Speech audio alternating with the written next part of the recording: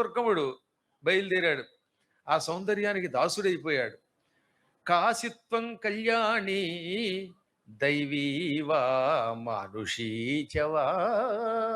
ఓ సుందరి, నీవెవరివి? దేవతా స్త్రీవా, మానవ స్త్రీవి మాత్రం కాదనిపిస్తోంది. ఈ సింహం మీద ఎక్కి కంటి మీద రెప్ప లేకుండా ఇన్ని చేతులతో ఇన్ని తలలతో ఉండడం మానవ స్త్రీల వల్ల కాదు.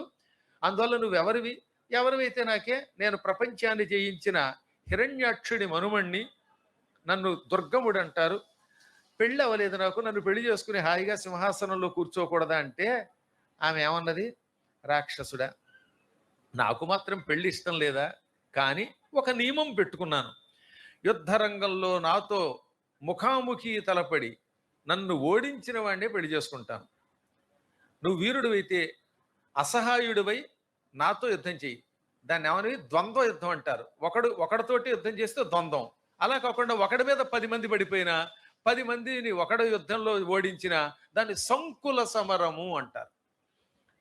నువ్వు ద్వంద్వ యుద్ధంలో నన్ను ఓడిస్తే నేను పెళ్లి చేసుకుంటాను అనగానే, పిచ్చిదానా, నీ శరీరం పువ్వులా కోమలంగా ఉంది, బాణాలు తగిలితే శరీరం కందిపోయి రక్తం వస్తుంది, నా మాట విను, నా దెబ్బలకి దేవతలే ఓడిపోయారు, హడిలి పారిపోయారు, ఈ ప్రపంచంలో అందరినీ జయించిన మహావీరుణ్ణి నన్ను యుద్ధంలో జయించడం కష్టం అనగా, ఏమో అది కష్టమో నష్టమో, నేను ప్రతిజ్ఞ చేశాను, నన్ను ఓడించు, నన్ను పెళ్లి చేసుకొనగానే వాడు యుద్ధానికి సిద్ధపడ్డాడు. అమ్మవారు 10 నిమిషాల్లో బాణాలతో వాడి శరీర అవయవాలన్నీ చీల్చి చెండాడి వాడిని చంపేసింది. వాడిని చంపగానే ఏమైపోయింది?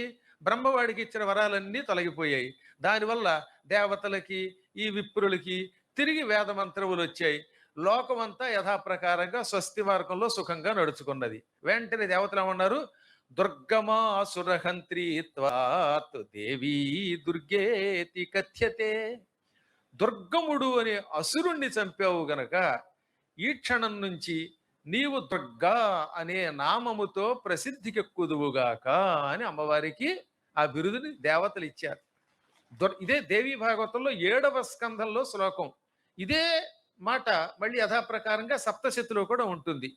దుర్గమాసురహంత్రీత్వాత్ దేవి దుర్గేతి కథ్యతే. దుర్గమాసురుణ్ణి చంపడము వలన అమ్మవారు జగన్మాత దుర్గా ఇతి కథ్యతే, దుర్గా అని పిలువబడింది, ప్రసిద్ధికెక్కింది